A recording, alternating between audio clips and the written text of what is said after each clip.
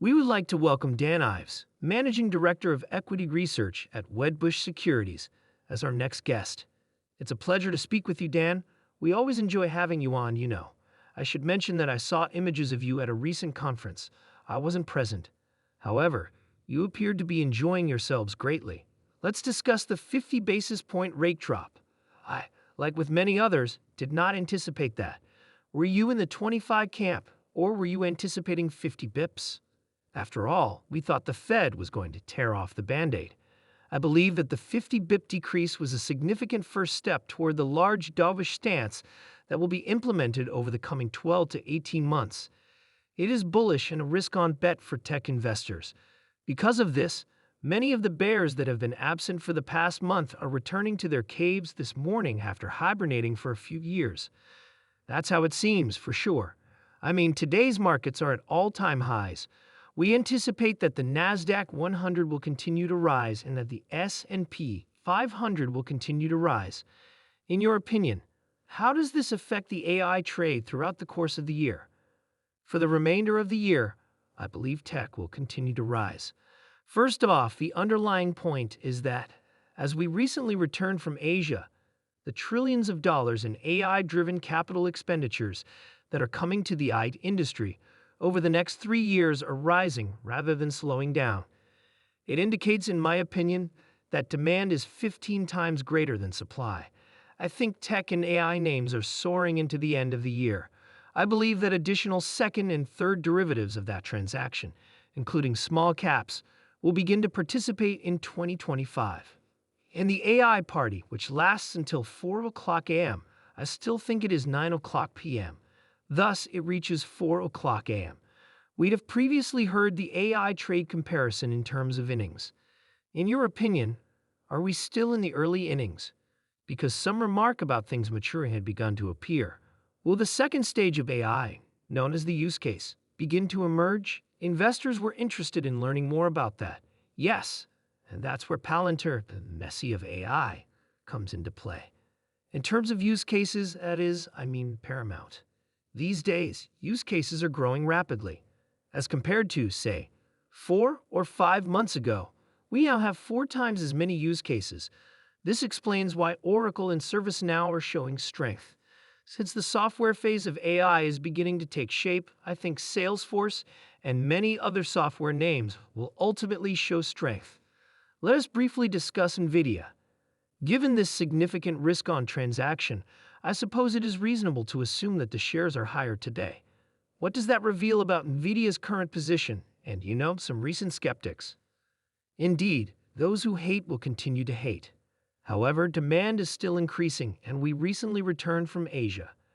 As previously stated, demand is 15 times greater than supply. NVIDIA and Jensen Huang, the godfather of AI, are merely the beginning of the AI revolution. We predict that NVIDIA's market value will reach $4 trillion in a year, a market value of $4 trillion. That's a big statement to make. What is the rationale for NVIDIA reaching that level? Look, they are the only company in town with $1 trillion in AI-driven capital expenditures. We think the numbers will rise much higher. The street, in my opinion, continues to underestimate what the final demand is in this situation. When all is said and done, the stock is not that costly. In the next 6 to 12 months, I believe that technology as a whole, not only NVIDIA, might increase by 25 to 30%. Is AMD ever going to overtake NVIDIA? You never bet against Lisa Su, you see. In other words, they will undoubtedly benefit from the chip side. I don't think AMD is incorporating a lot of that AI, but we probably won't see it for another 18 months. AMD will definitely benefit, in my opinion. This ocean is large enough to accommodate more than 2 vessels, you see. This is not a tech bubble of 1999. Rather, we are witnessing a time from 1995 to 1996. For this reason, many bears are returning to hibernation. You claim that the bears are returning to hibernation, but is this really a passing phase? Because some critics have expressed concern about an AI bubble. Why do you not worry? Thus, the expenditure is visible to us. You see the use cases after all. In my opinion, this is the most significant shift in technology that has occurred in the previous 35 to 40 years.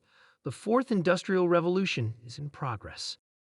This is real, not just hype. With data points, whether they are from Oracle, Palantir, or ServiceNow, we are seeing that more and more. The godfather of AI, Jensen, NVIDIA, and Nadella in Redmond are clearly leading this AI revolution. And I think Salesforce and others are just getting started.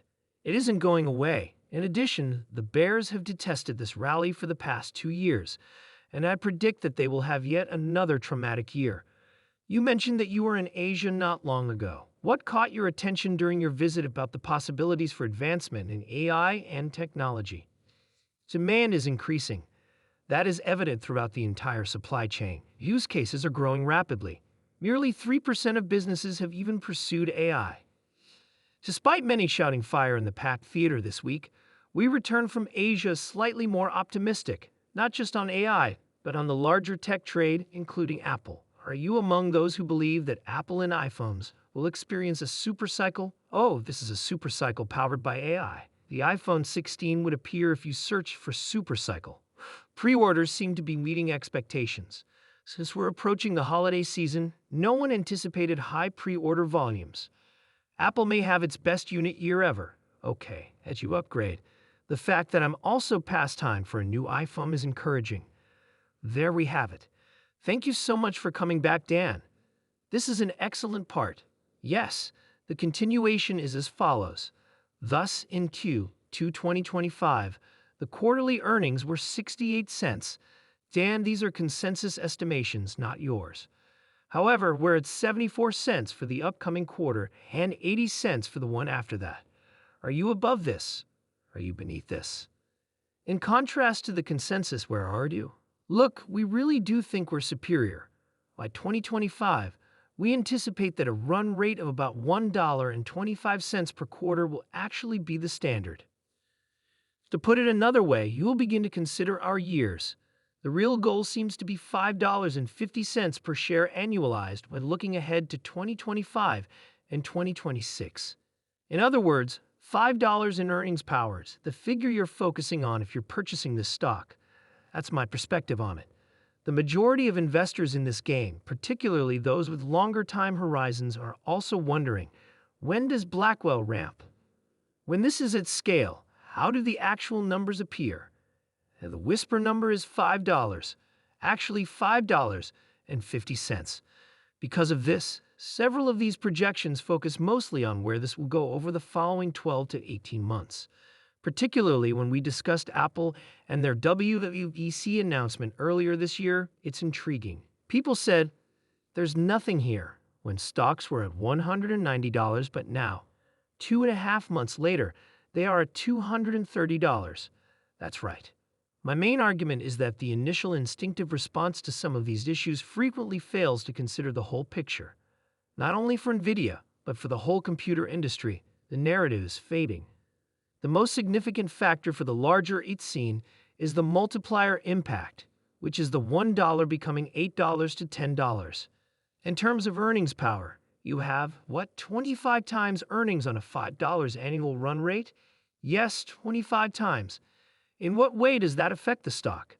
I didn't major in math, you see. However, after examining $125, you conclude, look, if you can get $5.25 profits, might you reach $150?